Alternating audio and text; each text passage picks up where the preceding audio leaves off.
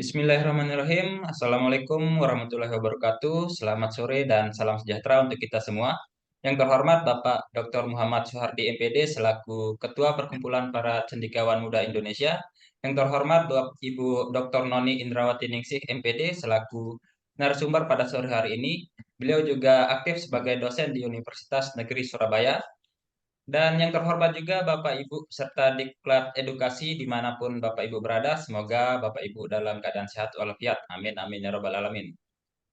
Baik, selamat datang saya ucapkan bagi Bapak Ibu peserta Diklat Edukasi ini pada Diklat Edukasi dengan tajuk Mengembangkan Modul Ajar Mata Pelajaran di Era Kurikulum Merdeka, di mana Diklat Edukasi ini Bapak Ibu akan berlangsung selama 4 hari, di mana hari pertama dan kedua kita akan bertemu dan bertatap maya melalui Zoom meeting, dan pada hari ketiga dan keempat kita akan melanjutkan diskusi kita melalui WA Group, di mana di dalam WA Group tersebut telah bergabung bersama kita semua Ibu Dr. Noni selaku narasumber kita seperti itu. Jadi silahkan Bapak Ibu bisa memaksimalkan 4 hari ini untuk menggali ilmu yang sebanyak-banyaknya dari narasumber kami yang tentunya sudah sangat berpengalaman dalam tajuk ini Bapak Ibu dan sangat luar biasa seperti itu. Dan silahkan Bapak Ibu bisa memaksimalkan waktunya selama 4 hari ini sehingga bisa mendapatkan yang paling maksimal dari Ibu Noni Indrawati Ningsih MPD seperti itu. Baik, sebelum kita lanjutkan ke acara selanjutnya, saya juga ingin ingatkan Bapak Ibu, dalam Diklat Edukasi ini, Bapak Ibu tidak perlu mengisi link presensi di saat kegiatan sedang berlangsung, karena semua fasilitas sudah kami sediakan secara lengkap dan utuh, baik itu presensi, sertifikat, laporan pengembangan diri, dan lain-lain, sudah kami siapkan dan akan kami bagikan 1 hari setelah kegiatan ini berakhir, yaitu pada hari Jumat depan, seperti itu.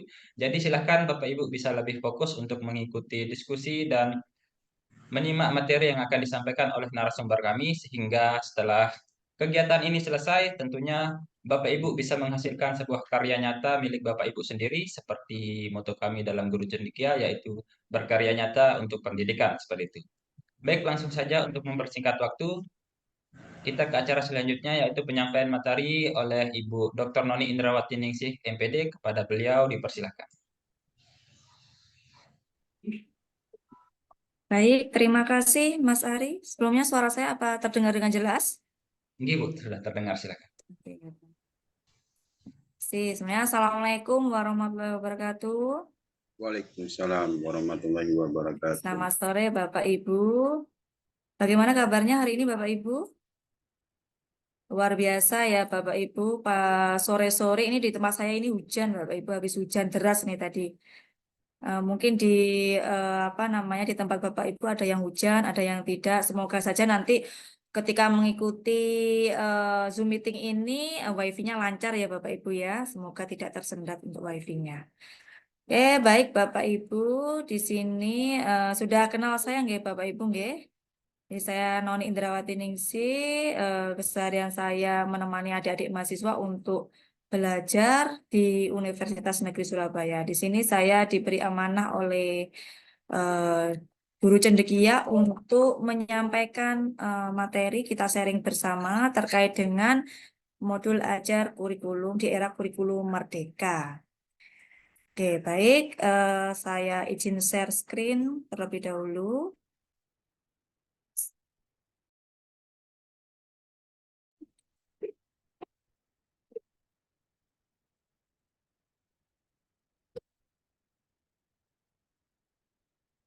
Apakah sudah terlihat untuk PPT saya, Mas Ari? Sudah terlihat ya? Nggih, Bu, sudah terlihat, silakan. Oke, baik. Jadi kita akan bertemu 2 hari ya Bapak Ibu ya, 2 hari secara tatap maya. Kemudian untuk selanjutnya kita bisa berdiskusi ya melalui WA gitu ya Bapak Ibu. Jadi untuk 2 hari ke depan kita akan yang pertama untuk hari ini kita akan membahas terkait dengan kita refleksi kembali terkait dengan penyusunan modul ajar kurikulum merdeka. Kemudian untuk besok kita akan bedah modul ajar kurikulum Merdeka Bapak Ibu. Jadi nanti besok akan saya tampilkan ya modul ajar kurikulum Merdeka ya. Mungkin tidak semua mata pelajaran yang akan saya jadikan contoh ya Bapak Ibu. Jadi hanya ada 2 nanti Bapak Ibu, nanti untuk yang lainnya bisa mengikuti ya Bapak Ibu. Untuk yang hari pertama ini kita refresh kembali. Mungkin dari Bapak Ibu yang ada di sini sudah setiap harinya melakukan penyusunan modul gitu ya. Kita akan refresh kembali terkait dengan komponen-komponen yang ada di dalam kurikulum modul ajar di dalam kurikulum Merdeka. Oke, baik Bapak Ibu, seperti biasa ya, saya ingin mengetahui lebih awal dulu terkait dengan modul ajar yang sudah dipahami oleh Bapak Ibu. Silakan Bapak Ibu untuk mengambil gadgetnya masing-masing, kemudian masuk ketikan slido.com gitu Bapak Ibu, slido.com, kemudian ketik angka 4151826. Saya stop share dulu. Silakan untuk operator bisa menuliskan di kolom chat untuk kodenya. Ini saya stop share.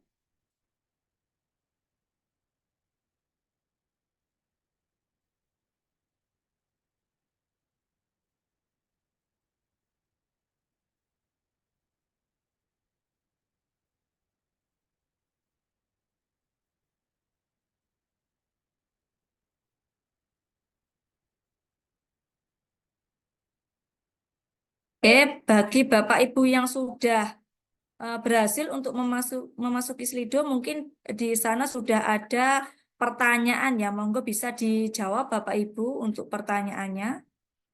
Nah, ini Bapak Ibu untuk yang pertama, apa yang Bapak Ibu ketahui tentang modul ajar kurikulum Merdeka?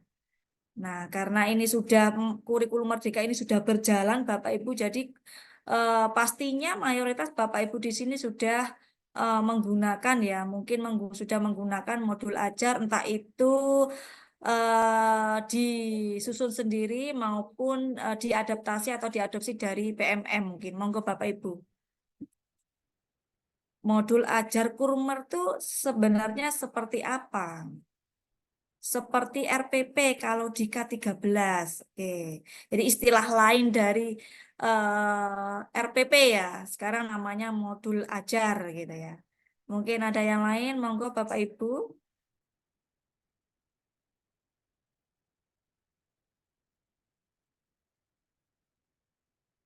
Silakan. Masih 1 orang ini yang menuliskan ini ya. Monggo.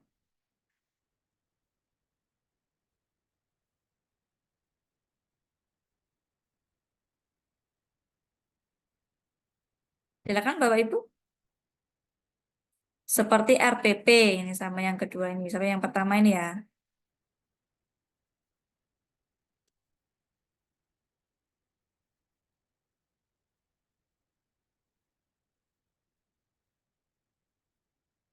Ini di tempat saya ini agak-agak gerimis. Tadi sudah hujan deras Bapak Ibu. Jadi ini sekarang ini agak-agak sudah agak reda tapi masih gerimis. Semoga saja wifi-nya nanti lancar Bapak Ibu. Semoga saja tidak ada halangan sehingga saya tidak terpental nantinya Bapak Ibu. Begitu juga nanti Bapak Ibu ya. Semoga di tempat Bapak Ibu bisa lancar untuk untuk internetnya sehingga bisa mengikuti dengan baik untuk diklat hari ini maupun besok. Ada yang menuliskan panduan dan pedoman guru, pedoman mengajar ya. Oke, baik untuk yang selanjutnya Bapak Ibu.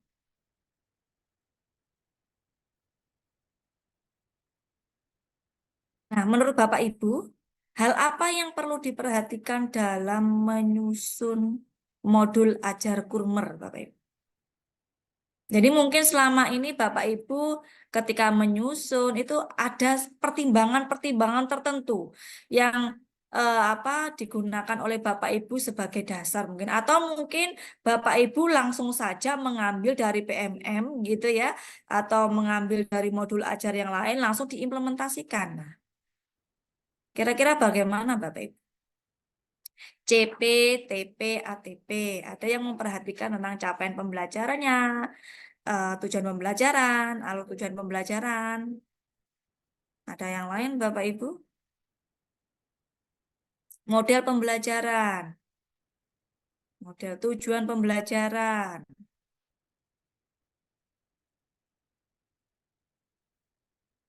Diferensiasi ini mungkin ya, maksudnya ya.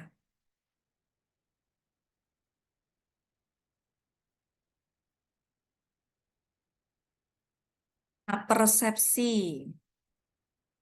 Kalau persepsi di kurikulum 2013 juga ada ya Bapak Ibu ya. Di Kurmer pun juga ada. Ada lagi Bapak Ibu?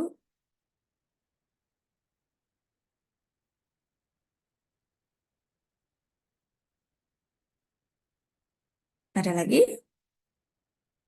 Ini yang ada di Zoom meeting ada 180-an loh Bapak Ibu. Ada pertanyaan pemantik.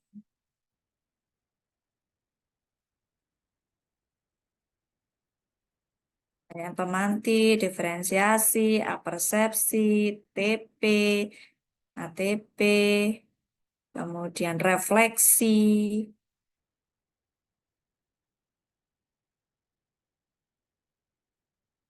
Ini lebih banyak ke CPTP dan ATP ya. Ini yang paling banyak ya. Aspek P5. Nah, aspek P5, hati-hati ya Bapak Ibu ya.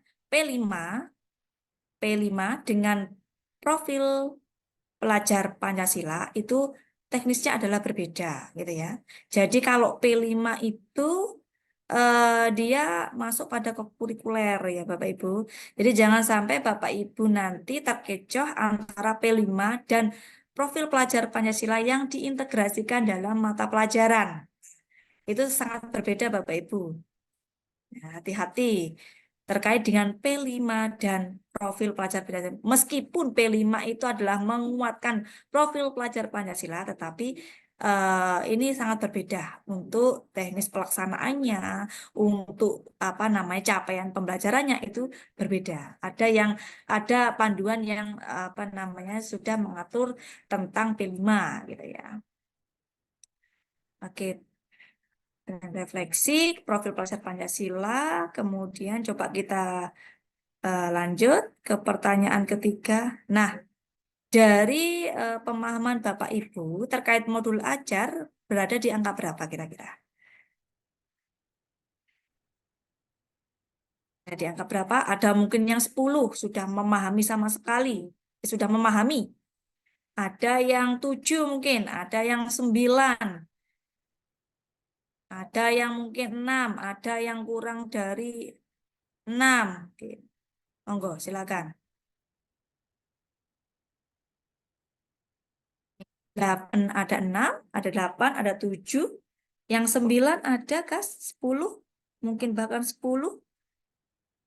Jadi kalau nanti kalau misalkan ada yang 10 gitu kita bisa ini ya Bapak Ibu ya, kita bisa kolaborasi ya nanti ya. Nanti bisa saling berbagi ilmu, sharing terkait dengan modul ajar kurikulum Merdeka gitu ya. Mungkin di sekolah Bapak Ibu sudah memang benar-benar siap dalam menyusun modul ajar sendiri ya secara mandiri. Itu biasanya dilakukan oleh sekolah-sekolah penggerak maupun sekolah-sekolah yang apa siap ya sudah siap terkait dengan penyusunan sendiri untuk modul ajar instrumen-instrumennya.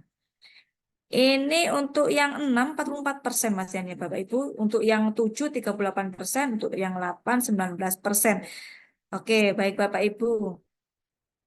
Oke, ini lebih banyak yang di angka 6 ya Bapak Ibu. Oke, baik. Bapak Ibu, saya stop share terlebih dahulu untuk slidonya. Kemudian saya kembalikan ke PPT saya yang tadi ya Bapak Ibu ya. Nanti untuk jawabannya Bapak Ibu silakan nanti disimpan begitu ya. Kemudian nanti akan mengetahui sendiri ya terkait dengan apa pemahaman saya terkait kurmer itu seperti apa gitu ya Bapak Ibu. Setelah kita bahas nanti ya, setelah kita bahas materi ini saya sampaikan kemudian ada diskusi-diskusi. Oke Bapak Ibu, ini untuk yang slidonya tadi. Nah, ini ada ilustrasi Bapak Ibu. Ini ada ilustrasi. Mungkin dari Bapak Ibu di sini sudah pernah yang mengetahui ilustrasi ini. Nah, ini ada Ibu Renjana adalah guru kelas 3 SD dengan jumlah murid sebanyak 32 murid. Di antara 32 murid di kelasnya tersebut, Bu Renjana memperhatikan bahwa 3 murid selalu selesai lebih dahulu saat diberikan tugas menyelesaikan soal-soal perkalian. Dan itu benar, Bapak Ibu. Diberi tugas dan selalu selesai terlebih dahulu dan jawabannya ternyata benar. Karena dia tidak ingin ketiga anak ini tidak ada pekerjaan dan malah mengganggu murid lainnya, akhirnya Bu Renjana ini berinisiatif untuk menyiapkan lembar kerja tambahan untuk 3 anak tersebut. Jadi, jika anak-anak lain mengerjakan 15 soal perkalian, maka untuk 3 anak tersebut, Bu Renjana menyiapkan 25 soal perkalian. Nah, dari ilustrasi ini Bapak Ibu, kira-kira menurut Bapak Ibu, apakah strategi yang dilakukan oleh Ibu Renjana itu tepat Bapak Ibu? Bisa dituliskan di kolom chat Bapak Ibu. Jadi dari ilustrasi tadi ternyata ada 3 anak yang kalau diberikan soalnya itu ya diberikan permasalahan dia selalu selesai lebih dulu 3 anak itu dan selalu benar. Nah, sedangkan yang lainnya itu apa namanya ya biasa-biasa aja gitu ya. Dan untuk menghindari anak itu untuk mengganggu siswa lainnya, maka dia menambahkan soal-soal lainnya kayak soal-soal pengayaan. Mungkin seperti itu. Kira-kira bagaimana Bapak Ibu? Tidak tepat, kurang tepat, tepat, tepat. Menurut pendapat saya strategi yang dilakukan oleh Bu Renjana kurang tepat, tidak tepat, sudah tepat, kurang tepat. Oke, ini jawaban dari Bapak Ibu ya. Kemudian Bapak Ibu yang kedua. Nah, jika Bapak Ibu adalah Ibu Renjana, apakah yang akan dilakukan oleh Bapak Ibu? Apakah melakukan hal yang sama seperti Ibu Renjana lakukan? Ataukah Bapak Ibu punya metode lain? Bisa dijawab di kolom chat Bapak Ibu, monggo.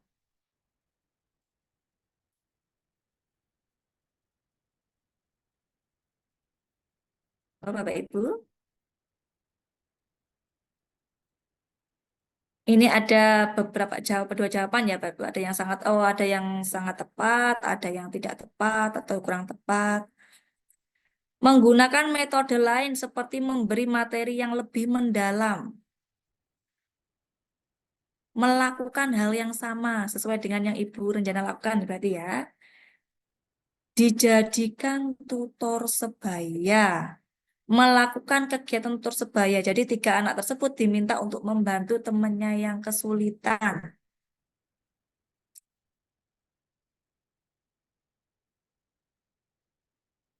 Tutor sebaya.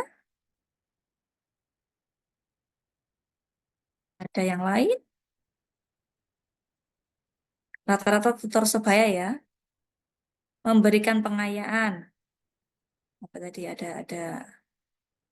Saya seperti itu karena itu diferensiasi anak karena termasuk tingkat tinggi. Perlu lebih. Perlu lebih. Lebih apa, Bu? Jika saya sebagai perencana, strategi yang dilakukan adalah mengajak 3 siswa yang sudah paham tadi dengan cara menjadikan tutor sebaya. Memberikan tambahan. Oke. Baik, terima kasih Bapak Ibu. Oke, Bapak Ibu. Bisa disimpan terlebih dahulu ya Bapak Ibu ya. Oke. Nah, ini sebagai renungan Bapak Ibu. Sebagai renungan kita bersama. Nah, ini hanya direnungkan saja Bapak Ibu. Dijawab dalam hatinya Bapak Ibu masing-masing saja ya Bapak Ibu. Bagaimana saya dapat mengelola kelas untuk memenuhi kebutuhan murid saya secara individu? Gimana ya saya mengelola kelas agar dapat memenuhi kebutuhan murid saya? Terpikir nggak seperti itu, Bapak Ibu? Kemudian, apa sih yang saya ketahui tentang minat murid saya? Entah itu di sekolah maupun di luar sekolah. Motivatornya seperti apa? Tujuan mereka itu seperti apa? Pernah nggak Bapak Ibu kita berpikir seperti itu? Kemudian, apa sih yang saya ketahui tentang profil belajar murid saya? Apa gaya belajar yang disukai oleh mereka? Jangan-jangan kita nggak mengetahui sama sekali, Bapak Ibu ya. Apa sih kira-kira yang disukai anak didik saya itu loh seperti apa? Inginnya mereka itu seperti apa? Bagaimana sih saya bisa menggunakan informasi tentang minat, kesiapan, profil untuk membantu saya dalam merancang dan melaksanakan pembelajaran secara efektif? Kira-kira terpikir nggak Bapak Ibu di benak Bapak Ibu ketika sebelum melakukan pembelajaran ada beberapa hal yang perlu saya pertimbangkan di sini. Entah itu terkait dengan minat mereka, kebahagiaan mereka, kesenangan mereka ketika pembelajaran di kelas itu seperti apa. Inginnya kelas itu mau dibuat seperti apa. Nah, jangan sampai sesuai dengan keinginan kita sendiri, tetapi juga memikirkan eh, seperti apa sih kelas yang seperti apa sih yang bisa menghidupkan memotivasi anak-anak kita. Pernah nggak berpikiran seperti itu? Dan ini sebagai bahan renungan Bapak Ibu ya, karena ini sangat penting Bapak Ibu. Sangat penting untuk diimplementasikan sebelum kita mengimplementasikan rancangan desain pembelajaran yang sudah kita buat.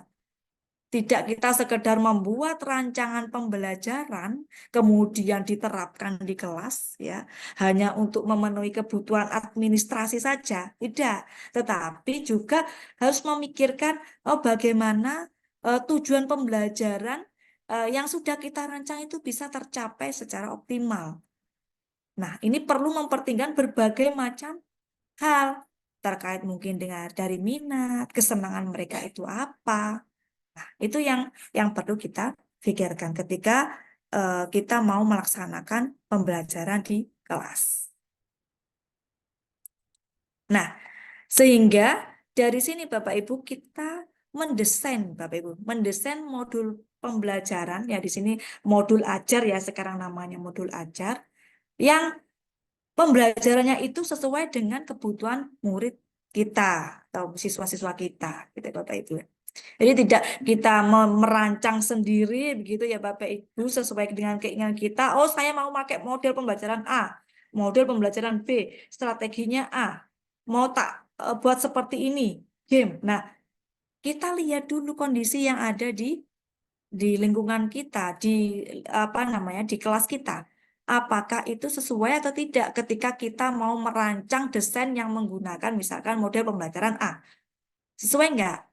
Apakah anak-anak didik kita itu antusias ketika kita nantinya akan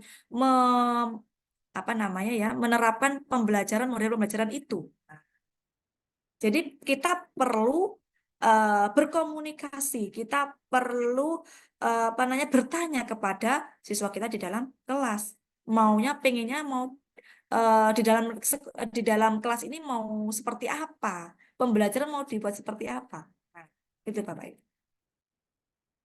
Sehingga karena di sini kebutuhan belajar murid itu adalah berbeda-beda, ya, dan meskipun ada berbagai macam karakteristik, kita bisa mengidentifikasi. Jadi tidak ketika tadi ya Ibu Renjana tadi memiliki 32 murid. Dia memilih 32 murid itu memiliki karakteristik yang berbeda-beda. Nah, kita tidak seharusnya membuat instrumen pembelajaran untuk 32 orang. Tidak seperti itu juga Bapak Ibu. Jadi kita mengelompokkan mungkin sesuai berdasarkan mungkin kesukaannya apa, atau mungkin profil belajarnya apa, atau mungkin kemampuannya seperti apa. Mungkin ada kemampuan yang tinggi, sedang, rendah. Nah, itu yang akan kita bedakan. Seperti kasusnya di Ibu Renjana tadi. Ya, Bapak Ibu ya. Tadi kan diberi tambahan ya Bapak Ibu ya, diberi tambahan soal. Nah, apakah itu adil gitu ya? Kita nggak tahu apakah apa namanya anak ini apa namanya memiliki memiliki pemikiran oh bahwa ini nggak apa-apa gitu. Nah, bagaimana Bapak Ibu kalau seperti ini? Berarti kan harus dibedakan. Nah, soal yang diberikan kepada siswa kita dengan kebutuhan yang berbeda-beda seperti yang tadi. Kalau tadi 3 orang tadi saya katakan itu berarti dia kemampuannya tinggi. Sehingga soal-soal permasalahan yang diberikan kepada 3 ini tadi tidak sama dengan siswa lainnya yang memiliki kemampuan sedang maupun kemampuan yang cukupan gitu ya. Jadi soalnya soalnya itu tidak soal-soal rutin Bapak Ibu. Jadi soalnya misalkan kalau di eh, apa namanya di sedang tadi di tingkat sedang itu adalah level 2 misalkan. Jadi kita berikan soal yang level 3. Jumlahnya tetap sama Bapak Ibu. Kita samakan ya Bapak Ibu, kita samakan, tetapi untuk levelnya aja yang kita bedakan. Begitu Bapak Ibu. Sehingga dari sinilah apa namanya tercetuslah pembelajaran yang berdiferensiasi. Ya, kebutuhan anak yang berbeda-beda kita identifikasi, kemudian kita apa namanya klasterisasi begitu sehingga didapatkan mungkin 3 atau 4 klasifikasi yang berbeda sehingga dalam proses pembelajarannya pun entah itu pemberian instrumen, pemberian soal, pemberian apa namanya tugas itu dibedakan sesuai dengan levelnya gitu. Gitu Bapak Ibu. Jadi kita diferensiasikan.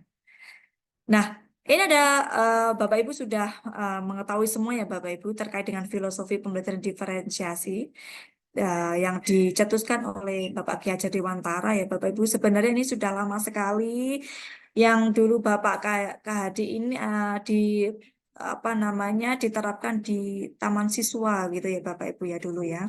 Nah, Bapak Ki Hajar Dewantara menjelaskan bahwa tujuan pendidikan yaitu menuntun segala kodrat yang ada pada anak-anak agar mereka dapat mencapai keselamatan dan kebahagiaan yang setinggi-tingginya baik sebagai manusia maupun sebagai anggota masyarakat. Nah, ini artinya apa, Bapak Ibu?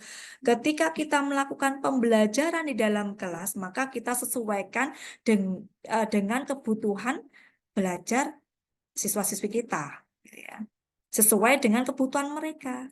Jadi tidak kehendak kita, tetapi disesuaikan dengan kebutuhan mereka.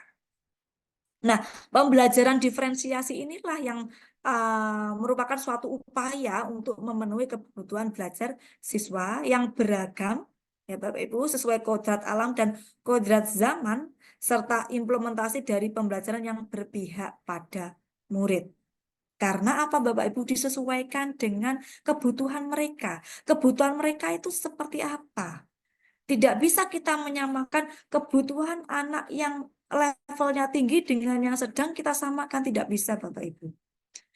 Anak yang levelnya tinggi nanti tidak akan bisa berkembang secara optimal. Kemudian anak yang levelnya sedang, maka dia juga tidak akan berkembang secara optimal terkait dengan kemampuan yang mereka miliki. Sehingga kita perlu apa namanya mendiferensiasikan ini ya sesuai dengan kebutuhan mereka. Nah, pembelajaran diferensiasi itu haruslah berakar dari pemenuhan kebutuhan belajar murid dan bagaimana guru itu merespon kebutuhan belajar tersebut. Jadi tidak disamaratakan, Bapak Ibu ya. Ya, soal-soal yang saya katakan tadi, soal-soal untuk anak yang sedang, untuk anak yang cukupan, untuk anak yang tinggi tidak bisa kita samaratakan. Materi sama, tetapi untuk levelnya dibedakan. Begitu Bapak Ibu. Nah, nah kebutuhan belajar murid ini perlu kita identifikasi ya. Kalau dulu namanya diagnostik Bapak Ibu ya. Nah, ada tes diagnostik gitu ya Bapak Ibu. Sehingga kita bisa mengetahui kemampuan awal. Mungkin Bapak Ibu yang ada di sini kalau sebelum pembelajaran dimulai sudah mempunyai catatan di sini mungkin ya. Dari asesmen diagnostik tadi, oh anak-anak yang pintar, anak-anak yang levelnya tinggi itu ada berapa orang di kelasnya. Sehingga nanti ketika proses pembelajaran itu menggunakan metode yang tepat untuk anak-anak yang berkebutuhan yang tinggi tadi, level tinggi, level sedang maupun level yang cukup tadi. Nah, ini perlu kita identifikasi Bapak Ibu. Karena apa? Ya itu sebagai dasar kita Bapak Ibu untuk menerapkan pembelajaran yang berdiferensiasi itu tadi. Jadi kita harus tahu terlebih dahulu kebutuhan belajar murid kita. Nah, bagaimana cara mengidentifikasinya Bapak Ibu? Sebelum kita mengetahui cara mengidentifikasinya, kita perlu tahu dulu kebutuhan murid itu ada berapa gitu ya Bapak Ibu. Jadi di sini ada 3 ya Bapak Ibu, ini sudah familiar sekali dan sudah berkali-kali digaungkan. Untuk kebutuhan belajar siswa itu ada 3. Yang pertama terkait dengan kesiapan belajar murid. Jadi di sini terkait dengan apa Bapak Ibu? Kapasitas atau kesiapan murid untuk mempelajari materi baru. Jadi kesiapan ini terkait dengan pengetahuan atau konsep awal yang dimiliki oleh siswa, ya Bapak Ibu, atau prasyaratnya Bapak Ibu ya. Prasyaratnya apakah dia sudah mumpuni, dia sudah memahami. Nah, kan ada beberapa siswa kita yang belum memahami itu. Jadi kita harus merespon itu Bapak Ibu ya. Terkait dengan miskonsepsi, kognitif, afektif, nah keterampilan berpikirnya. Nah, ini adalah masuk pada kesiapan belajar. Kemudian ini adalah ada contoh Bapak Ibu, contoh pemetaan bagaimana cara kita memetakan kebutuhan belajar murid berdasarkan kesiapan. Misalkan ini Bapak Ibu, Ibu Lucy akan mengajar pembelajaran matematika, pelajaran matematika. Tujuan pelajaran yang ia tetapkan adalah murid dapat menyajikan dan menyelesaikan masalah yang berkaitan dengan keliling bangun datar. Ingat Bapak Ibu bahwa TP ini ya kita ambil dari ATP ya Bapak Ibu. ATP yang sudah dibuat secara kolaboratif bersama Bapak Ibu guru sefase. Gitu ya Bapak Ibu. Jadi ini tidak membuat sendiri lagi. Jadi kita panduannya adalah ATP ya. ATP yang sudah dibuat oleh Bapak Ibu. ATP itu dasarnya dari CP gitu ya Bapak Ibu ya, dulu ya. Kemudian ia membuat pemetaan kebutuhan belajar yang memberikan penugasan sebagai berikut. Nah, berdasarkan kesiapan belajar murid, ada 3 kategori di sini Bapak Ibu ya. Ada beberapa murid yang telah memahami konsep keliling dan dapat melakukan operasi hitung dasar, berarti levelnya sudah bisa ya Bapak Ibu. Ada beberapa murid yang telah memahami konsep keliling namun belum lancar dalam melakukan operasi hitung dasar. Ada yang beberapa murid belum memahami konsep keliling sama sekali. Sehingga ketika kita memberikan tugas atau memberikan soal pada saat pembelajaran pada waktu itu, maka harus dibedakan ya. Bagi anak yang tipenya sudah bisa ini ya Bapak Ibu, sudah bisa maka bisa mengerjakan soal-soal tantangan yang mengaplikasikan konsep keliling dalam kehidupan sehari-hari. Jadi kita agak lebih tinggi levelnya gitu ya Bapak Ibu. Kemudian bagi anak-anak yang sedang maka mereka bisa menggunakan kita berikan benda-benda konkret untuk menghitung keliling bangun datar. Jadi pakai bantuan mungkin Bapak Ibu ya. Ini hanya contoh ya Bapak Ibu. Jadi Bapak Ibu bisa berkreasi ya, tidak harus seperti ini. Dan bisa menerapkan strategi 3 before me. Jadi bertanya kepada 3 teman dahulu ya tadi ya tutor sebaya gitu ya tadi ya. Tutor sebaya kemudian kalau memang benar-benar sudah mentok begitu baru kita bertanya kepada guru. Bisa dipakai tutor sebaya Bapak Ibu.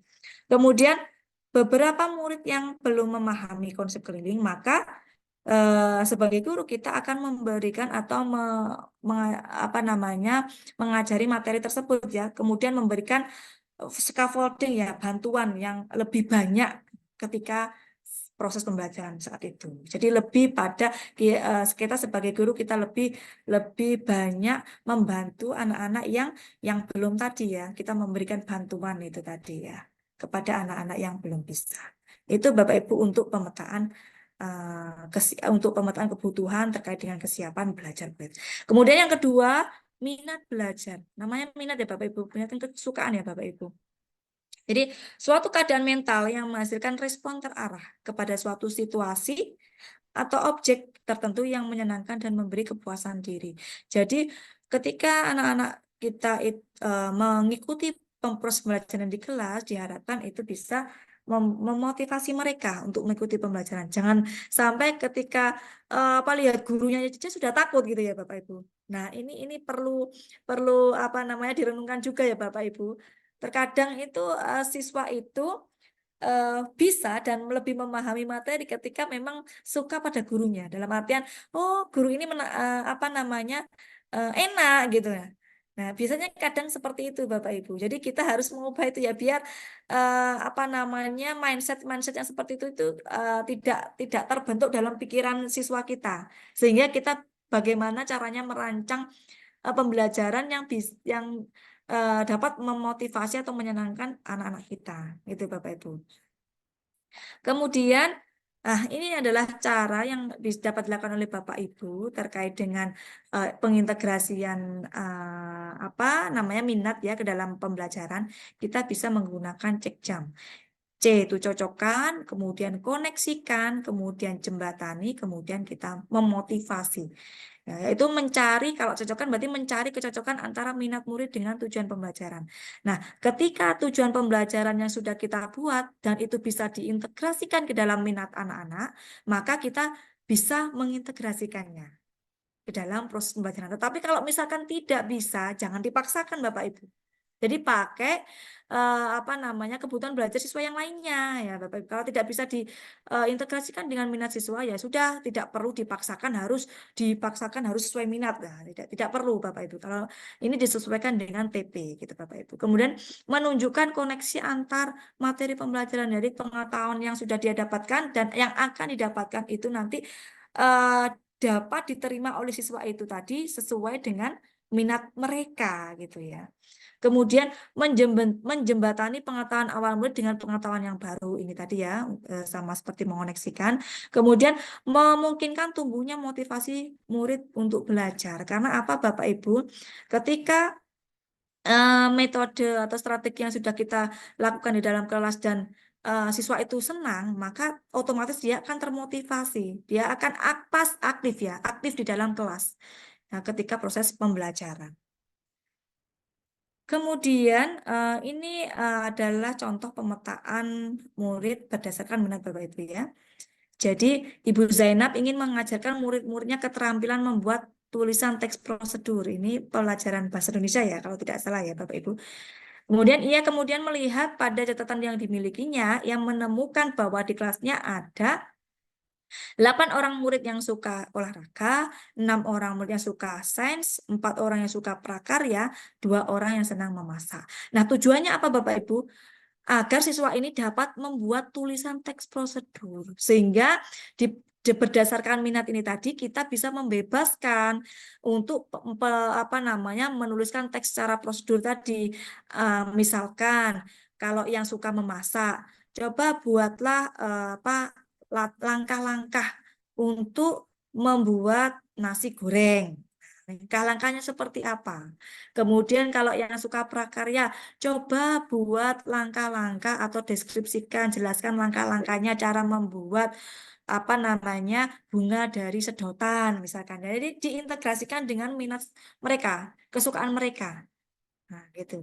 Tujuannya tetap sama, yaitu membuat tulisan teks secara prosedur, tapi untuk pembuatan teksnya itu disesuaikan dengan minat. Nah, kalau ini kebetulan cocok ya Bapak Ibu. Tapi kalau misalkan tidak cocok ya sudah tidak perlu dipaksakan untuk diintegrasikan ke minat. Kemudian yang ketiga Bapak Ibu terkait dengan profil belajar. Nah, profil belajar ini terkait dengan gaya belajar. Biasanya kita gunakan sebagai acuan gitu ya untuk memberikan tugas misalkan atau pembuatan tugas biasanya ya. Ini adalah contoh dan memetakan profil belajar Bapak Ibu. Nah, Pak Airman akan mengajar pelajaran IPA. Dengan tujuan pembelajaran itu agar murid dapat mendemonstrasikan pemahaman mereka tentang habitat makhluk hidup. Kemudian ternyata di catatan Pak Herman itu ada murid yang pembelajaran visual, ada yang auditori, ada yang kinestetik. Ya, kebetulan ada tiga-tiganya. Bisa jadi nanti di kelas Bapak Ibu ada auditori sama kinestetik ya, bisa jadi ya Bapak Ibu, sehingga perlu memang diidentifikasi ya Bapak Ibu di dalam kelasnya Bapak Ibu itu tadi. Sehingga ketika melakukan proses pembelajaran, maka dia harus dibedakan. Misalkan pembuatan tugasnya. Kalau misalkan anak-anak yang bergaya belajar visual, apa namanya, ia menggunakan banyak gambar. Jadi memberikan referensi yang banyak gambar ada atau alat yang berbantu, alat bantu visual untuk memahamkan mereka terkait materi. Ada juga yang menggunakan video pembelajaran. Ada juga yang kinestetik, misalkan Pak Herman ini membuat beberapa sudut belajar, kemudian menempelkan beberapa benda dan apa dengan tujuan apa? Siswanya itu diberi kesempatan untuk bergerak mengakses informasi itu. Jadi memang berbeda-beda Bapak Ibu. Ketika kita membelajarkan siswa yang bergaya belajar audio, visual, kinestetik itu memang dibedakan. Agar apa Bapak Ibu, tujuan pembelajarannya itu bisa tercapai secara optimal. Jadi bisa tercapai, mereka bisa mencapai tujuan pembelajaran yang sudah kita tetapkan. Karena ini ada beberapa pengalaman dari teman-teman guru gitu ketika dan saya memang mengobservasi ya Bapak Ibu, ternyata memang ketika melakukan pembelajaran yang disesuaikan dengan kebutuhan siswa, nah, misalkan profil belajar siswa itu memang anak-anak yang tadinya di dalam kelas itu tidak bersemangat karena disesuaikan dengan profil belajar mereka, mereka menjadi semakin semangat gitu, termotivasi, dan bahkan nilai mereka pun itu sangat luar biasa ya, melampaui anak-anak yang biasanya itu nilainya bagus gitu. Karena anak itu memang menyukai proses pembelajaran yang sudah dilakukan oleh guru itu tadi. Itu nyata Bapak Ibu yang pernah saya temui ketika saya mengobservasi teman-teman guru melakukan proses pembelajaran yang berdiferensiasi. Sangat luar biasa Bapak Ibu. Nah, bagaimana cara mengidentifikasinya tadi Bapak Ibu ya? Yang pertama kita bisa mengamati perilaku murid-murid kita. Mengidentifikasi pengetahuan awal gitu ya Bapak Ibu, menggunakan berbagai penilaian formatif, membaca rapot murid mungkin ya dari kelas sebelumnya, atau mereview dan melakukan refleksi terhadap praktik pembelajaran yang sudah kita lakukan.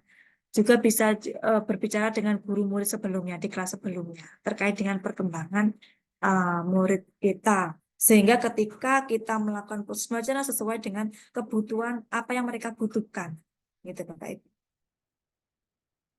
Nah, ini adalah strategi Bapak Ibu, strategi mendiferensiasi pembelajaran. Jadi ada 3 ya Bapak Ibu ya, kalau diferensiasi ya, di dalam pembelajaran itu ada 3 yang terkait dengan konten, proses, dan produk. Ya, Bapak Ibu, kalau konten itu terkait dengan materi pengetahuan atau konsep, keterampilan yang perlu dipelajari oleh murid ya, sehingga kita bisa membedakan ya pemberian tugas, pemberian soal kepada murid-murid yang memiliki kebutuhan yang berbeda-beda. Seperti yang tadi ya Bapak Ibu, ada yang level tinggi, ada yang level sedang, ada yang level cukupan. Jadi kita harus membedakan itu.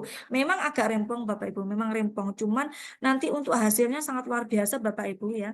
Hasilnya akan sangat luar biasa, meskipun dalam waktu yang lama mungkin ya, karena kita kan fase Bapak Ibu ya, sehingga pendidik itu lebih fleksibel untuk menghantarkan anak didik ke tujuan pembelajaran, capaian pembelajaran yang sudah ditetapkan. Itu lebih fleksibel Bapak Ibu.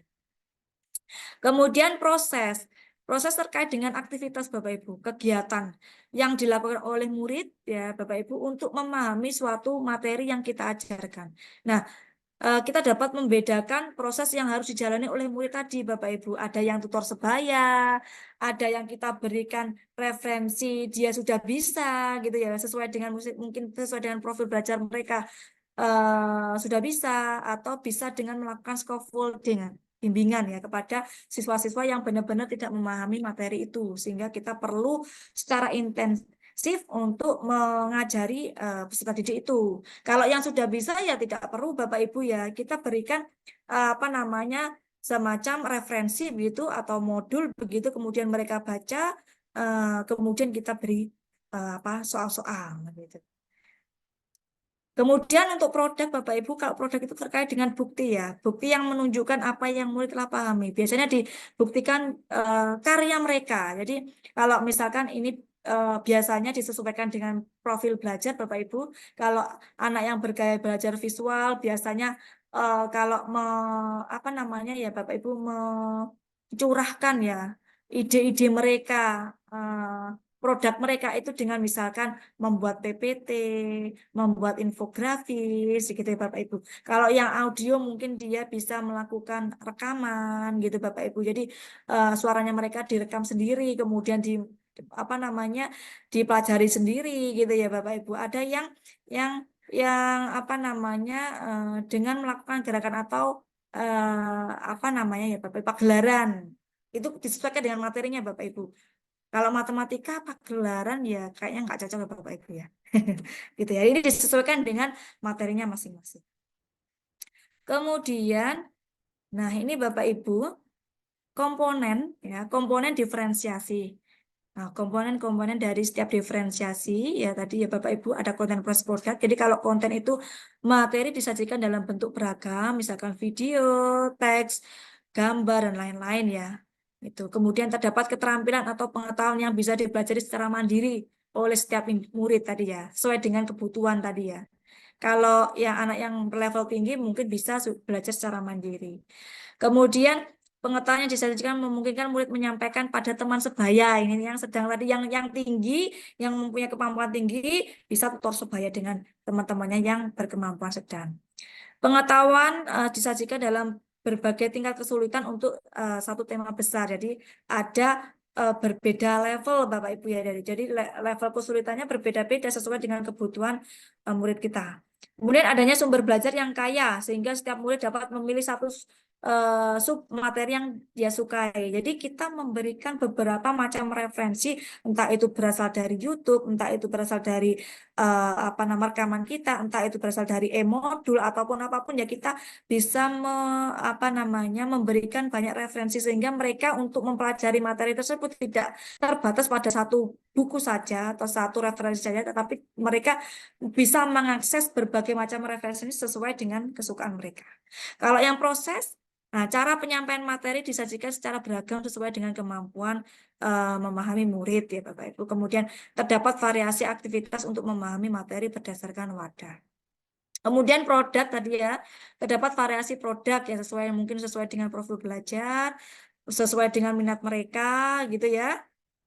Jadi apa namanya ini adalah komponen-komponen dari diferensiasi gitu ya. Kemudian ini adalah penyusunan perencanaan pembelajaran Bapak Ibu atau apa modul ajar. Ketika kita mau menyusun modul ajar, maka kita perlu asesmen awal dulu atau yang namanya dulu tes diagnostik Bapak Ibu ya. Karena untuk apa? Nah, hasil dari tes kemampuan awal ini yang kita jadikan dasar dalam merencanakan atau merancang pembelajaran yang disesuaikan dengan pembelajaran atau kebutuhan peserta didik. Ya Bapak Ibu. Jadi seharusnya Bapak Ibu ketika merancang pembelajaran itu sebelumnya sudah melakukan tes diagnostik dulu Bapak Ibu ya. Sehingga ketika Bapak Ibu melakukan pembelajaran itu sudah sesuai dengan kebutuhan mereka. Nah, ini ya Bapak Ibu hasil asesmen awal pembelajaran ini memberikan informasi terkait dengan kesiapan, profil ataupun apa namanya minat gitu ya. Sehingga kita setelah itu kita bisa melakukan diferensiasi pembelajaran. Nah, ini sangat penting Bapak Ibu. Nah, ini adalah diferensi pembelajarannya terkait dengan konten, proses, produk. Ini hanya contoh Bapak Ibu ya. Nah, ini hanya contoh saja. Kalau konten kan terkait dengan materi ya Bapak Ibu. Tadi dibedakan antara siswa yang belum bisa, dan cukupan. Nah, itu harus dibedakan. Kalau diferensiasi kan terkait dengan aktivitas. Mungkin Bapak Ibu bisa menggunakan metode dan strategi yang seperti apa yang dapat apa namanya siswa itu memahami apa yang materi apa yang dipelajari hari itu, gitu ya. Entah itu pendampingan, tutor sebaya dan sebagainya. Kemudian diferensiasi produk yang sudah saya sampaikan tadi, kalau visual itu biasanya dia seneng poster, PPT, membuat PPT, infografis, kayak gitu ya. Kemudian kalau anak-anaknya bergaya belajar audio, nanti bisa dicoba Bapak Ibu ya. Bisa dicoba apakah benar seperti itu gitu ya. Bisa dicoba. Itu ya Bapak Ibu. Dan sebagainya ya, kalau audio itu bisa podcast, rekaman dan sebagainya. Nah, untuk capaian pembelajaran yang dapat kita jadikan patokan, kita bisa melihatnya di BSKAP nomor 33 tahun 2022. Jadi sebelumnya ini ya, sebelum Bapak Ibu merancang modul ajar, pastinya Bapak Ibu secara kolaboratif sudah menyusun TP dan ATP. Karena itu nanti yang dijadikan dasar bersama Bapak Ibu sefase untuk menyusun modul ajar. Meskipun modul ajar yang disusun secara sendiri, ya Bapak Ibu secara mandiri, tetapi dasarnya ya dari TP ATP yang sudah disusun bersama, begitu Bapak Ibu. Jangan sampai tidak sama dengan TP ATP yang sudah disusun bersama. Nah, ini Bapak Ibu ya. Jadi TP yang ada di modul ajar itu harus sama dengan yang di TP ATP yang sudah disusun. Begitu juga untuk profil pelajar Pancasilanya juga harus sama. Ya, Bapak Ibu, karena itu sudah didiskusikan secara bersama, secara kolaboratif antara Bapak Ibu guru sefase dan itu sudah diskusi ya, berdiskusi terkait dengan TP apa sih yang akan kita gunakan nanti di fase A, di fase B, fase C. Nah, itu kan yang membuat Bapak Ibu sendiri ya, Bapak Ibu disesuaikan dengan karakteristik yang ada di sekolah Bapak Ibu. Itu Bapak Ibu ya. Gitu Bapak Ibu ya. Oke, baik. Nah, ini sekilas tentang modul ajar, apa itu namanya RPP. Jadi sebenarnya RPP itu memuat pembelajaran diferensiasi. Ya, Bapak Ibu ya. Sama seperti RPP lainnya. Ini bukan jenis RPP yang baru sebenarnya. Cuman bedanya di mana Bapak Ibu? Bedanya di prosesnya Bapak Ibu, prosesnya. Proses pembuatannya. Yang harus dimulai dulu dengan mempertimbangkan kebutuhan belajar murid. Kalau kurikulum merdeka, jadi harus dimulai terlebih dahulu dengan mempertimbangkan kebutuhan belajar murid. Mungkin Bapak Ibu guru di kurikulum 2013 langsung saja tanpa memperhatikan kebutuhan belajar murid. Tetapi mungkin ada juga beberapa guru yang sudah memperhatikan itu. Nah, karena sudah terbiasa, ya sudah tidak kaget Bapak Ibu ketika ada kurikulum merdeka ini. Karena ya itu tadi sudah mulai dulu ya, memulai mempertimbangkan kebutuhan belajar murid. Meskipun dulu belum mengetahui secara 100%, oh ini kebutuhan belajar murid. Tetapi, oh saya dulu pernah melakukan itu. Nah, berarti Bapak Ibu guru sebenarnya dulu sudah melakukan. Tapi mungkin ada Bapak Ibu guru yang belum melakukan. Nah, ini loh Bapak Ibu perbedaannya.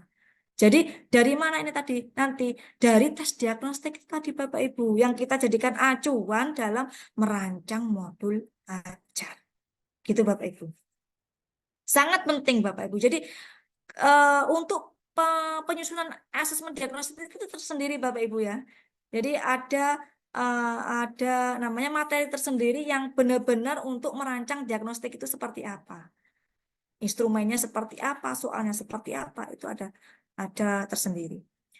Kemudian skenario pembelajaran dalam RPP akan mendeskripsikan bagaimana cara memenuhi kebutuhan belajar murid. Jadi di situ ada beberapa di aktivitas pelajaran itu tadi Bapak Ibu di kegiatan intinya itu yang terlihat itu diferensiasinya. Nah, diferensiasinya. Kemudian RPP yang memuat pembelajaran diferensiasi akan mendeskripsikan secara jelas apa yang ingin dicapai tujuan pembelajarannya. Kemudian bagaimana guru akan mengukur ketercapaian tujuan. Bagaimana cara guru membantu siswa untuk mencapai tujuan tersebut. Nah, ini sudah terpampang jelas. Meskipun dulu di RPP juga ada Bapak Ibu. Cuman di sini bedanya apa? Ya itu tadi Bapak Ibu. Di dalam kurikulum merdeka, di modul ajar kurikulum merdeka, itu akan terlihat diferensiasinya di aktivitas pembelajaran. Tidak hanya itu, ya Bapak Ibu. Di instrumennya juga akan mengikuti. Jadi tidak mungkin nanti di aktivitas pembelajarannya diferensiasi, kemudian di instrumennya tidak diferensiasi ya. Itu lucu Bapak Ibu ya. Jadi itu akan terlihat itu ya Bapak Ibu. Ketika Bapak Ibu merancang modul ajar yang di situ tidak misalkan, oh ini didiferensiasikan terkait dengan profil. Misalkan tidak ada tulisannya seperti itu. Tapi kalau langkah-langkahnya apa namanya mendiferensiasikan tentang profil ya akan terlihat di situ Bapak. Nah, ini Bapak Ibu, tips ya Bapak Ibu, tips memodifikasi perencanaan pembelajaran. Tadi Bapak Ibu. Jadi Bapak Ibu di sini diberi kemerdekaan ya Bapak Ibu dalam memilih atau melakukan pembelajaran. Nah, untuk modul ajarnya disesuaikan dengan kesiapan sekolah Bapak Ibu. Ketika sekolah Bapak Ibu mandiri belajar gitu ya. Merdeka belajar atau mandiri belajar ya Bapak Ibu, saya lupa. Itu berarti masih K13, tetapi sedikit demi sedikit menyisipkan pembelajaran diferensiasi. Ada yang sudah bisa membuat sendiri, menyusun sendiri disesuaikan dengan karakteristik siswa. Ada yang mengambil dari PMM, kemudian disesuaikan dengan kebutuhan belajar siswa juga nggak apa-apa. Jadi monggo ini bisa bebas, jadi bisa dimodifikasi Bapak Ibu. Di PMM itu banyak sekali Bapak Ibu ya. Silakan nanti Bapak Ibu berselancar di PMM menggunakan akun belajar ID-nya Bapak Ibu karena di sana sangat banyak sekali apa namanya praktek baik yang sudah disampaikan oleh teman-teman kita ya, yang sudah disampaikan oleh teman-teman kita dan Bapak Ibu kalau mencari apapun terkait dengan kurikulum Merdeka di situ, insya Allah ada semuanya. Tinggal Bapak Ibu apa namanya masuk aja di dalam PMM kemudian mencari apa yang Bapak Ibu butuhkan di sana ada semua. Ada semua Bapak Ibu. Kemudian saya mengingatkan kembali Bapak Ibu, mungkin Bapak Ibu di sini yang sudah terbiasa untuk menyusun modul ajar. Ini ada beberapa komponen Bapak Ibu, komponen lengkap dalam menyusun modul ajar, yaitu ada informasi umum, ada komponen inti, ada lampiran. Jadi kalau informasi umum itu terdiri dari identitas penulis modul, kompetensi, profil, sarana dan prasarana, target peserta didik, model pembelajaran yang dipakai. Komponen inti, tujuan pembelajaran, asesmen, pemahaman bermakna, pertanyaan pemantik, kegiatan pembelajaran, refleksi peserta didik. Nah, ini perbedaannya di mana Bapak Ibu? Di RPP kurikulum 2013. Di kegiatan pembelajarannya ini Bapak Ibu, ini berbeda. Karena ada diferensiasinya. Ini Bapak Ibu, yang sangat mencolok perbedaan yang ada di kegiatan pembelajarannya. Kemudian lampiran seperti biasa Bapak Ibu ada LKPD, mungkin ada pengayaan, ada bahan bacaan, ada daftar pustaka. Nah ini adalah komponen minimal Bapak Ibu ya. Kalau Bapak Ibu mau menambahkan, monggo. Tapi tidak boleh mengurangi Bapak Ibu ya. Jadi ini harus ada semua minimal ini Bapak Ibu ya. Komponen minimal. Begitu ya Bapak Ibu. Jadi Bapak Ibu nanti bisa untuk secara jelasnya bisa membaca buku panduan pembelajaran dan asesmen Bapak Ibu. Di sana juga sudah ada. Tinggal Bapak Ibu apa namanya membaca di sana. Itu sudah lengkap juga. Monggo Bapak Ibu bisa memersani ya terkait dengan komponen modul ajar. Gitu ya Bapak Ibu. Nah, mungkin itu Bapak Ibu untuk pertemuan hari ini. Besok kita kembali untuk bedah modul ajar. Ya, nanti akan saya apa namanya tayangkan terkait dengan modul ajar yang ini terlihat diferensiasi, ini terlihat tidak diferensiasi. Besok akan kita bedah modulnya. Oke, mungkin itu Mas Ari untuk hari ini. Monggo yang ingin diskusi.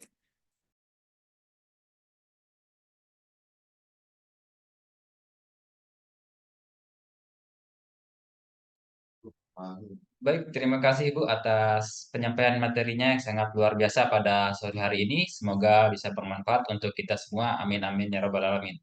Baik, selanjutnya kita akan ke sesi tanya jawab. Silahkan bagi Bapak Ibu yang ingin bertanya mengenai apa yang telah disampaikan oleh Ibu Noni pada sore hari ini, silahkan bisa mengaktifkan fitur raise hand yang ada di Zoom Meeting, atau Bapak Ibu juga bisa menuliskan pertanyaannya melalui kolom chat yang ada di Zoom seperti itu.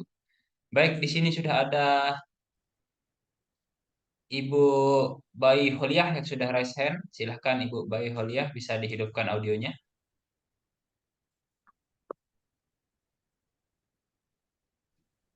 Ya.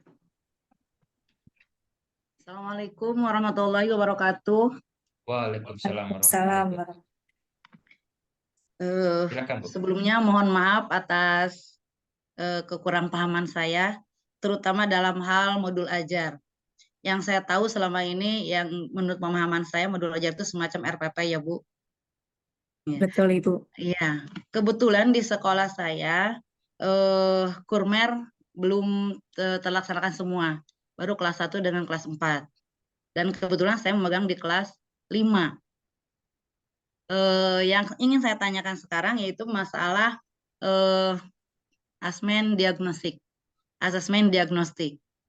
Apakah asesmen diagnostik itu dilaksanakan pada saat kita mengadakan pembelajaran di hari itu atau sebelumnya?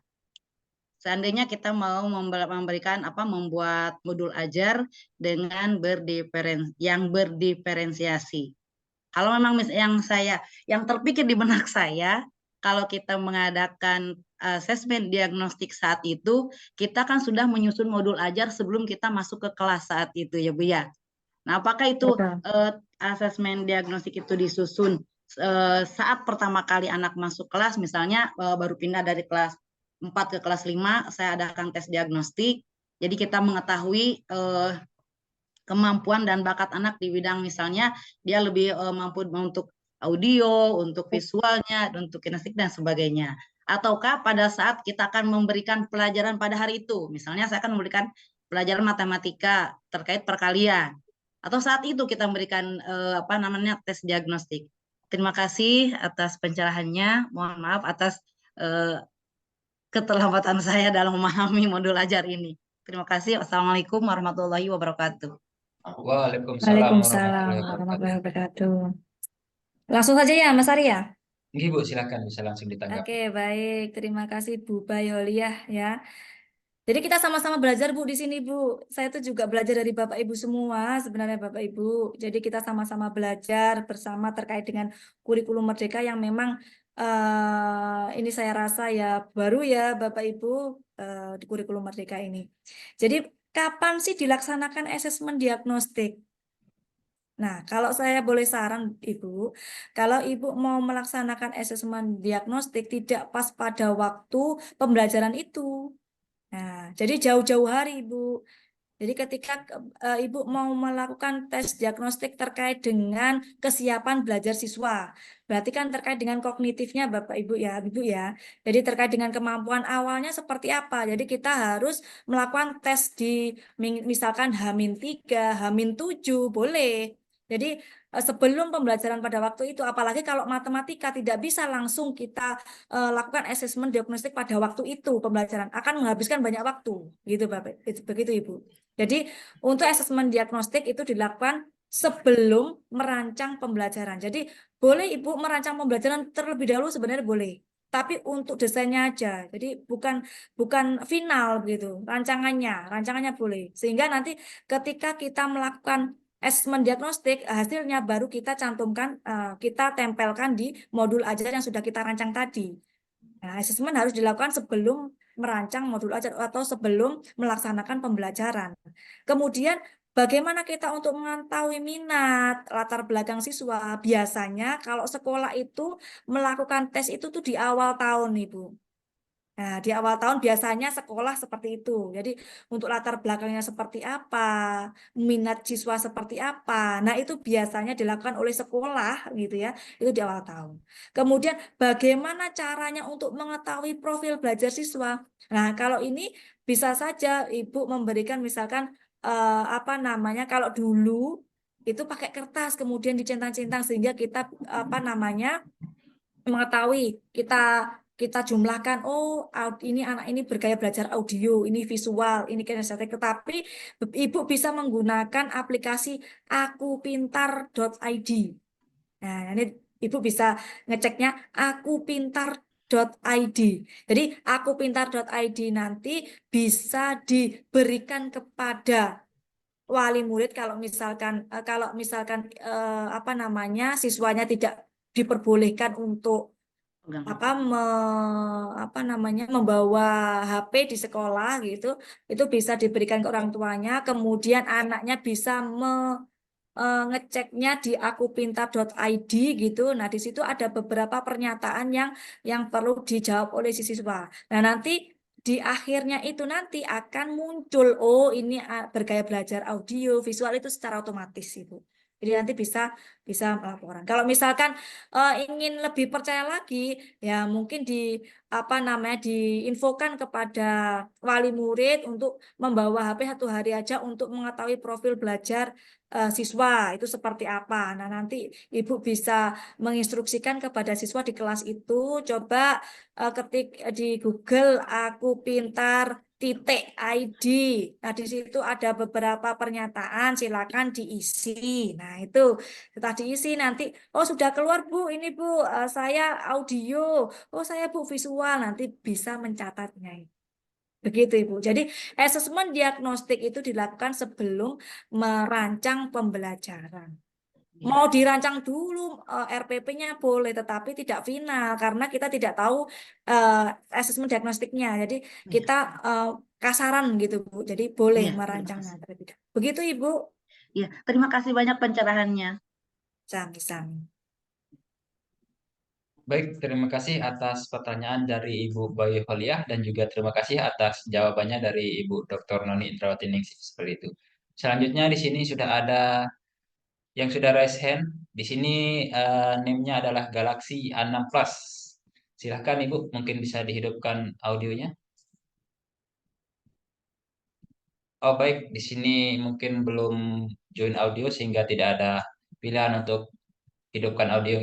Kita beralih ke peserta lain. Di sini sudah ada Bapak Adi Widiartono yang sudah raise hand. Silahkan Bapak bisa dihidupkan audionya. Sih, Ibu, Assalamualaikum warahmatullahi wabarakatuh, Bu. Waalaikumsalam. Ya, Waalaikumsalam. saya adalah guru SMK, Bu, SMK Negeri di Jakarta Barat. Ini memang problematikanya sangat-sangat luar biasa. Saya sendiri mengajar administrasi perkantoran, Bu, di mana pada saat ini tentunya banyak berkait dengan masalah digitalisasi. Apalagi kan siswa SMK itu mau tidak mau tidak bisa magang ya Bu ya, PKL selama 6 bulan nih, menurut kurikulum PMM. Nah ini kami juga terus terang memang agak sedikit pusing nih Bu, karena tahun ini kami di siswa di SMK kami itu kedatangan kurang lebih ada 15 siswa ABK dengan berbagai latar belakang. Ini barangkali ada metode tersendiri atau model tersendiri menghadapi anak seperti itu, karena ketika pertama kali masuk, yang dimasuk tes diagnostik tadi memang sudah ada pembekalan dari dokter psikiater segala macam yang menerangkan bahwa siswa tersebut inklusi. Tapi dari inklusi pun kan bermacam-macam ya Bu ya, sehingga betul. Perlu metode bla bla bla bla yang konotasinya bahwa mau tidak mau SMK ini 6 bulan PKL. Nah ini kan terkendala sendiri. Kita ikutkan menjadi momok, tidak diikutkan. Nah, aduh ya, jadi ceritanya gimana? Agak sedih nih Bu nih. Maaf pencerahannya Bu. Ya. Baik Pak, terima kasih. Terima kasih Pak Adi. Jadi kalau memang di sekolah Bapak itu memang ada ABK, memang ada kurikulum khusus Pak. Jadi kurikulum inklusi gitu. Jadi harus dibentuk dulu. Nah, bagaimana membuat kurikulum inklusi tersebut. Jadi tidak sama dengan kurikulum umum, Mbak. Gitu. Jadi berbeda. Sehingga nanti untuk kurikulumnya itu ya sangat berbeda dengan yang umum. Jadi untuk anak-anak yang berkebutuhan khusus itu ya sesuai dengan itu ada Pak, nanti ada kurikulum inklusinya. Jadi Kan berarti di sini kan Bapak ini sekolahnya termasuk sekolah inklusi, Pak ya? Atau sekolah umum, Pak? Sekolah umum apa inklusi? Kalau sekolah inklusi otomatis sekolah tersebut ada kurikulum yang menangani apa anak-anak berkebutuhan khusus, ada yang memang untuk umum gitu. Jadi di situ sudah di apa namanya sudah dipetakan terkait dengan entah itu apa magangnya seperti apa, otomatis tidak sama dengan yang reguler, Bapak ya. Jadi itu memang harus direncanakan bersama dalam sekolah itu kira-kira yang seperti apa. Jadi memang tidak boleh disamakan, Pak. Betul. Jadi memang ini Itu. justru apa ya, PR tersendiri. Kami ini menggunakan kurikulum offline sekolah KOS ya, offline sekolah Nggih, yang KOSP. itu sama dengan sekolah SMK yang lain. Hanya Hmm, untuk yang siswa yang khusus ini terus terang jujur di sekolah kami itu tidak ada guru yang memang spesialisasi untuk itu gitu loh. Sehingga Nah, apa? begitu Pak, betul. Memang perlu kayak gini memang perlu pendampingan Pak. Kalau sekolah-sekolah inklusi itu memang ada guru khusus yang mendampingi anak-anak tersebut. Nah, nah itu harus ada apa namanya semacam kurikulum inklusinya itu berbeda Pak. Nanti untuk yang menangani ABK dengan reguler itu pasti tidak akan sama gitu Bapak. Jadi Nah, ini memang kan harus ada pendampingan nah ini terhadap ini. terkait dengan tadi adalah modul ajarnya. Ini tentunya akan berbeda ya. Betul, Nah, betul. bentuknya itu yang perlu kami apa ya, perlu dipelajari modulnya kayak apa. Karena Nah, misalkan contoh inklusi yang apa ya, anak yang siswa yang autis saja deh. Waduh, 1 menit mereka duduk sudah ke sana kemari gitu. Ini mohon barangkali betul. untuk modulnya. Terima kasih, Bu. Betul, kalau untuk modul ajarnya bisa dijadikan satu, Pak. Cuma nanti di aktivitasnya, aktivitas pembelajarannya itu harus dibedakan. Jadi anak yang reguler itu untuk anak berkebutuhan khusus itu apa namanya satu kelas sama anak reguler, nggih, Pak, nggih. Nah, jadi di situ nanti di aktivitasnya yang dibedakan. Aktivitas anak yang berkebutuhan khusus dengan anak yang reguler itu harus berbeda. Modul ajarnya tetap satu, Bapak. Jadi nanti ditulis di situ, Pak, untuk anak reguler dan ABK. Nah, itu nanti kegiatan pembelajarannya yang dibedakan. Begitu, Pak. Jadi di sana yang nanti perbedaannya. Jadi anak yang berkebutuhan khusus ini mempelajari yang seperti apa? Materinya sama mungkin, tetapi levelnya harus harus disesuaikan dengan kebutuhan mereka. Begitu, Pak. Jadi di sana, perbedaannya di sana, di aktivitas pembelajaran, di kegiatan inti, Pak. Di kegiatan inti dan instrumen penilaiannya atau asesmennya nanti di sana. Perbedaannya di sana, Pak. Begitu. Masih unmute, Pak? Ya. Ini satu lagi kalau boleh. Nggih, Ini nggih, monggo. jujur, justru malah orang tua yang tidak bisa menerima anak tersebut inklusi. Jadi memang apa ya, di sisi lain memang kita mencoba dari apa yang kita bisa, tapi di sisi lain memang orang tua juga mendesak supaya loh anak saya sebenarnya tidak bisa itu. Padahal hasil-hasil diagnostik awal di kejiwaan itu memang menyatakan ini ada proses khusus atau bagaimana Bu Nuni?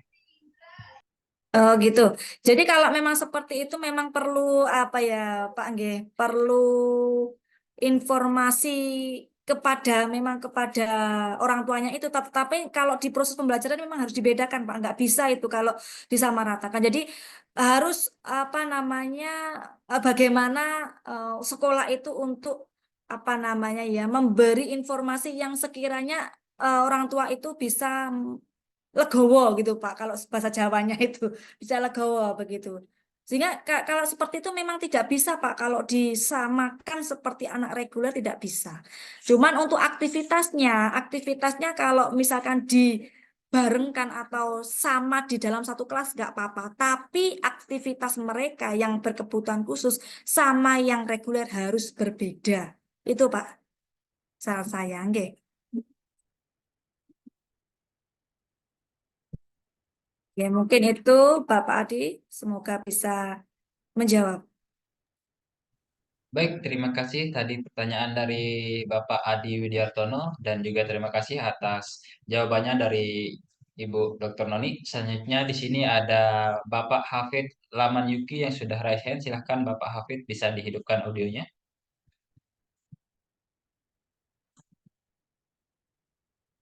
Oke, Silakan. terima kasih.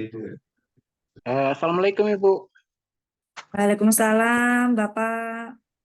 Saya cuma menanyakan tentang saya mengajar di fase D, khusus untuk kelas 7, tetapi pada semester 2 ini saya hanya menyambung. Jadi kebetulan guru yang lama itu sudah meninggalkan sekolah dan saya menggantikan untuk pelajaran PPKN. Dan ingin saya tanyakan, kira-kira bagaimana saya menyusun, mungkin ada strategi khusus untuk menyusun, karena saya tidak melakukan asesmen diagnostik Bu di kelas 7.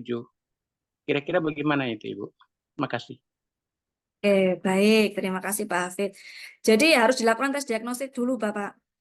Jadi Bapak harus melakukan tes diagnostik dulu untuk mengetahui kebutuhan belajar murid itu. Jadi Bapak harus melakukan tes diagnostik dulu. Karena memang Bapak kan melanjutkan ya Pak ya, melanjutkan dari guru yang sudah pindah mungkin ya, atau sudah tidak mengajar lagi di sana.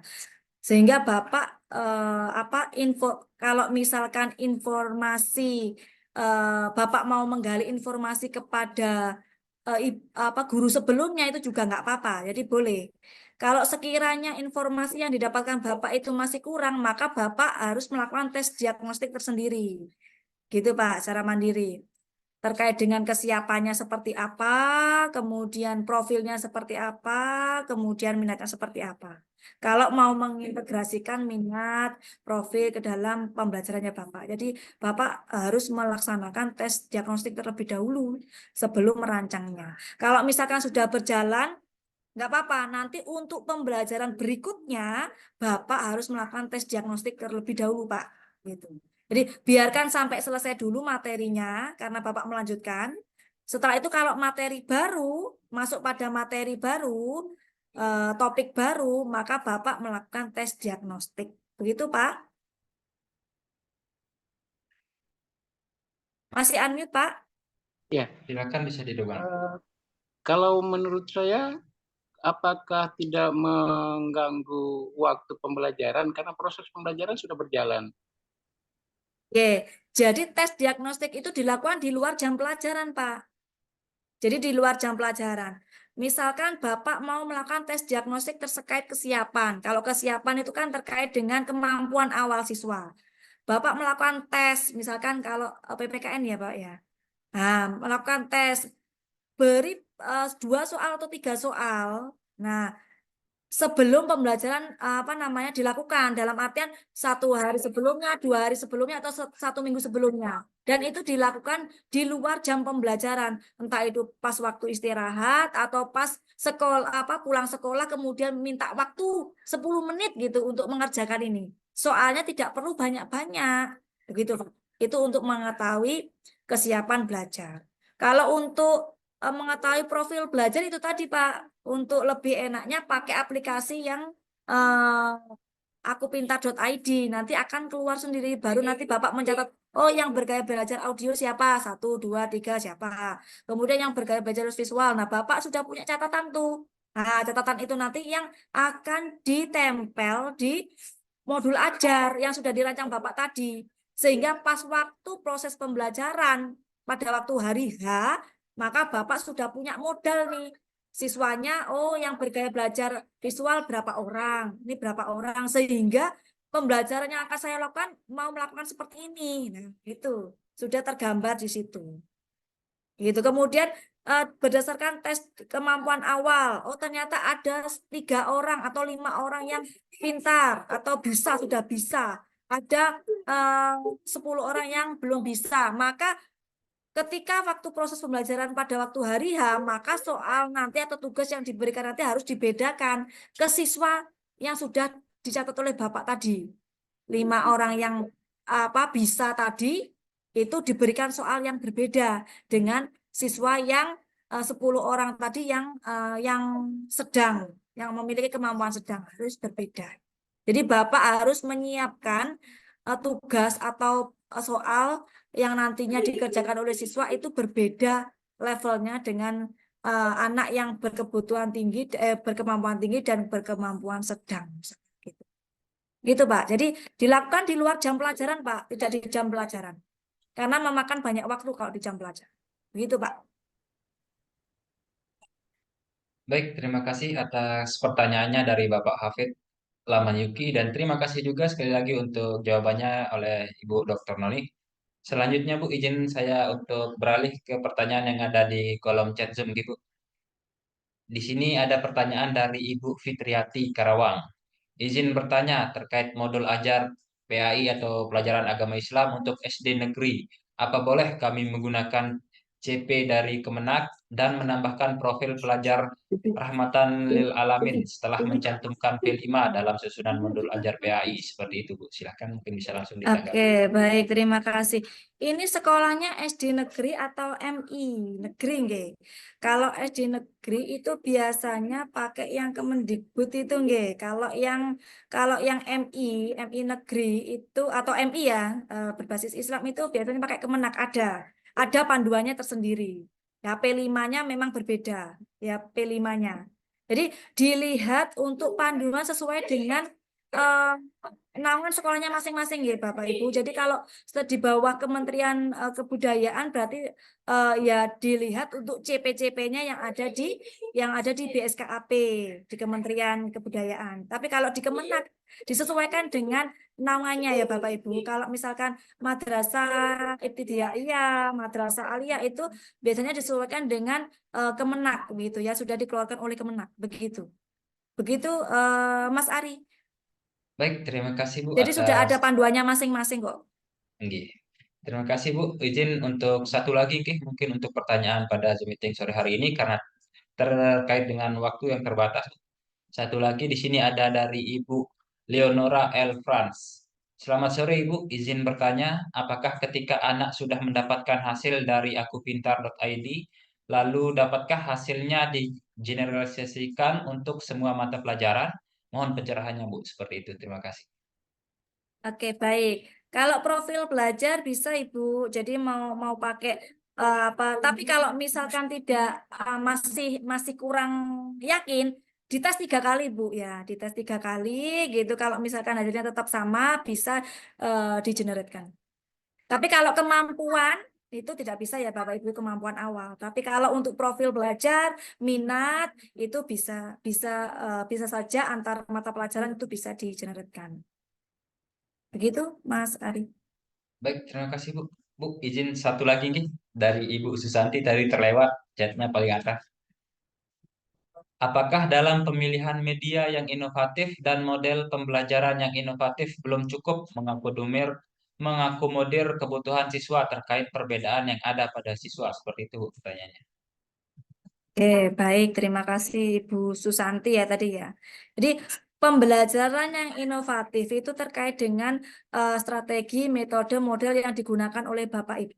Ketika Bapak Ibu merancang model tersebut dan itu disesuaikan dengan kebutuhan belajar siswa, ya sudah nggak apa-apa. Jadi bisa yang jelas kalau untuk kurikulum Merdeka itu bisa mengakomodir dari setiap kebutuhan siswa itu tadi. Mau memakai pembelajaran inovatif yang seperti apa, tetapi kalau sudah tampak diferensiasinya, ya sah-sah saja, Bapak Ibu. Tetapi kalau misalkan Bapak Ibu menggunakan pembelajaran inovatif dan itu tidak ada di aktivitasnya tidak mendiferensiasi terkait dengan kebutuhan belajar siswa, ya sama saja itu bukan namanya kurikulum modul ajar kurikulum Merdeka, karena untuk ciri khusus dari kurikulum Merdeka ini adalah diferensiasinya, karena memperhatikan kebutuhan belajar siswa sehingga itu akan terlihat di aktivitas pembelajarannya. Ya, gitu Ibu. Jadi aktivitas pembelajaran itu kalau Ibu menggunakan model pembelajaran inovatif akan terlihat di sintak-sintak pembelajaran inovatif yang Ibu gunakan.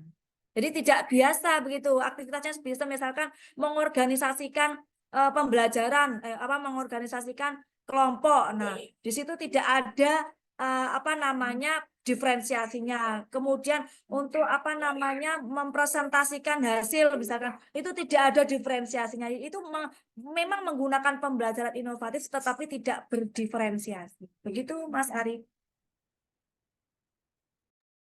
Baik, terima kasih Bu atas jawaban dan juga atas materinya yang sangat luar biasa pada sore hari ini.